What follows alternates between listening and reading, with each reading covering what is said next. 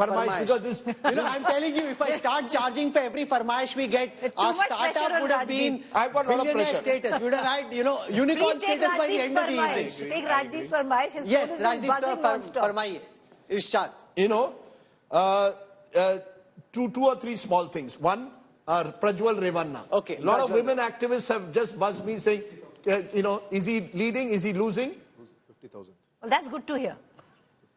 50,000. 50,000. So, broadly in Karnataka, the NDA is down 7 seats from the last time. 19, BJP has 16, JDS has 3. I want to come to Hassan. Hassan is the seat. Prajwal Revanna at this moment is leading, but it's a very narrow lead. 1,26,000 for Shreyas Patel of the Congress. 1,29,000 for Prajwal Revanna of the Janata Dal Secular. Very narrow lead. The next one is Raj Babbar in Gurgaon. Obviously, there are a lot of film buffs who still see Insaf Ka Tarazu and all the films that Raj Babbar once did. The broad story in Haryana is that Messrs. Huda and company have a real chance in the assembly election.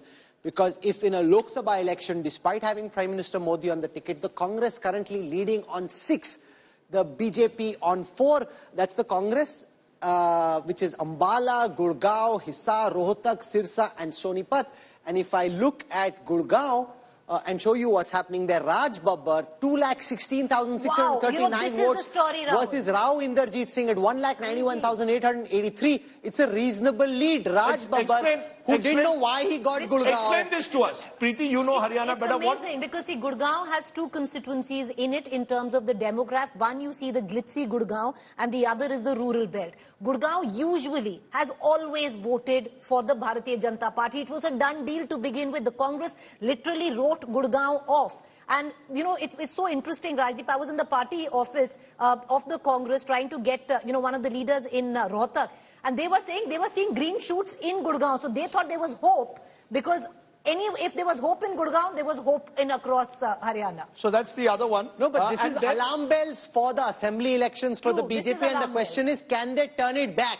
If they'd won in the Lok Sabha elections, you could have said, okay, with the power that we got behind Gurgaon also has a lot of Ahirwal, Yadav That's right. which is not the non-Jat vote. If you see website saying Prajwal Revanna trailing. So can I explain how this happens? Because everybody now is playing pop cephalogist and has very sharp views on this. The data comes from a vendor called DataNet, which is slightly different from the Election Commission website. They have their own independent mechanism. Therefore, the two don't tally immediately. As the hours wear on, they will begin to tally.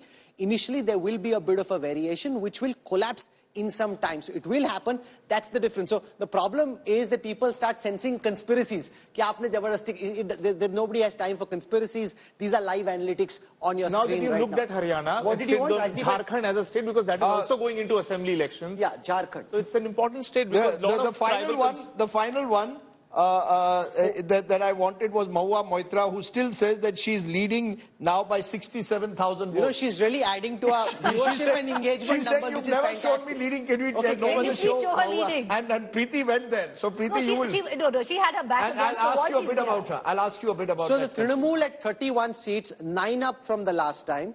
The BJP at 10. That's a big blow for the BJP. 8 down from the last time. The BJP most certainly wasn't expecting this. I want to go to Krishnanagar and see what's happening over there. Mahua Mitra is leading now. 127 and she's leading with some style. She's leading with a fair margin. Amrita Roy is at 92,000. The Maharani at 92,199. Mahua Mitra is now leading 127,422. What was her campaign like? You went there. It was a tough campaign for Mahua, and why I say it is the Prime Minister did a rally in her constituency. The Home Minister came in her constituency. It wasn't easy for her. She had her back on the wall, especially of what she's been coming off. She needed this. And when I met Mahua Moitra, Rajdeep, she was angry.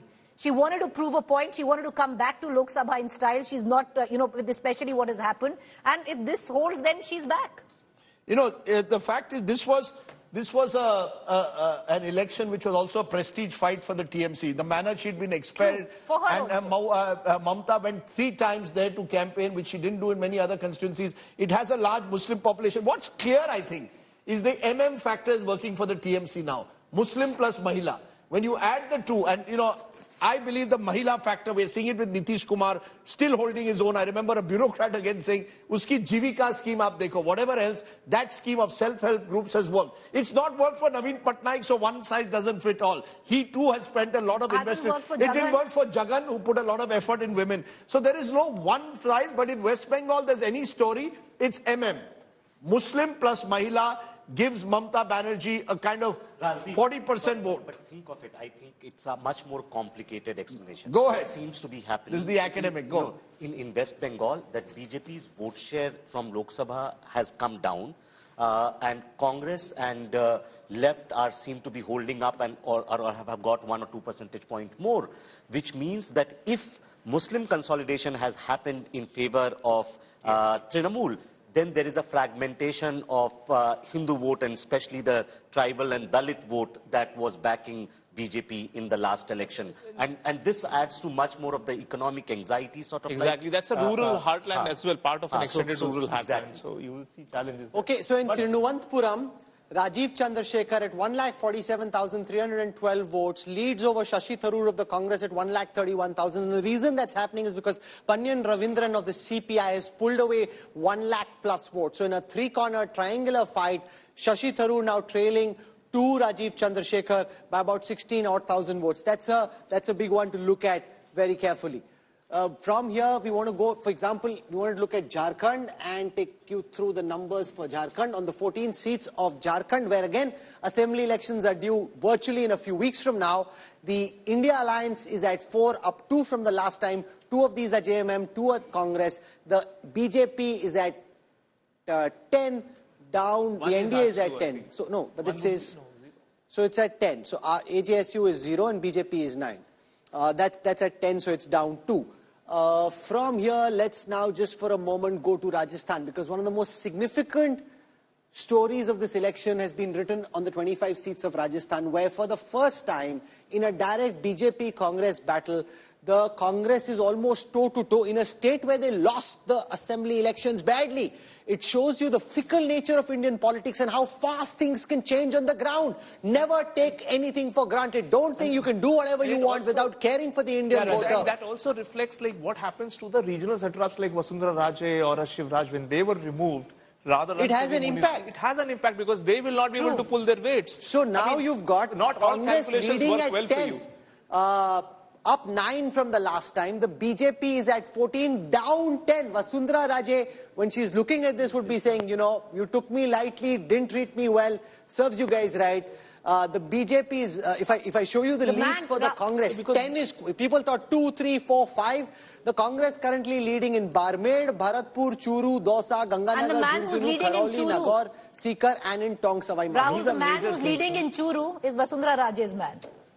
Rahul Kaswa, who went from the BJP to the Congress, is Vasundhara's closing. And she brought in a very delicate balancing act between Jats on one side and, Jats on the one side. And that is missing right 100%. now. And someone who is from UP, again, going to the ground, has given me an interesting angle to what she thinks has been happening in there. She said, don't forget the Rajput factor. Yeah. This was a community which after Purushottam Rupala's comments, those comments spread like wildfire across Rajasthan into parts of Uttar Pradesh. They had to hold sabhas to try and minimize the damage. The reason why in Saharanpur, Muzaffarnagar, there are 2 seats. The reason why possibly the Congress in Saharanpur and the SP in Muzaffarnagar is leading, a lot of that also has to do with the Thakur vote.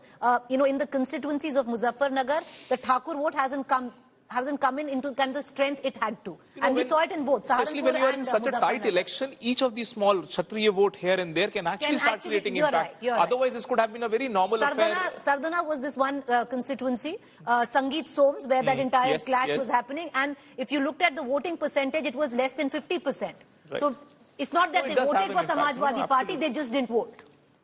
Okay, Preeti, the news point is that the Congress will reach out to Chandrababu Naidu, and the one person who could actually...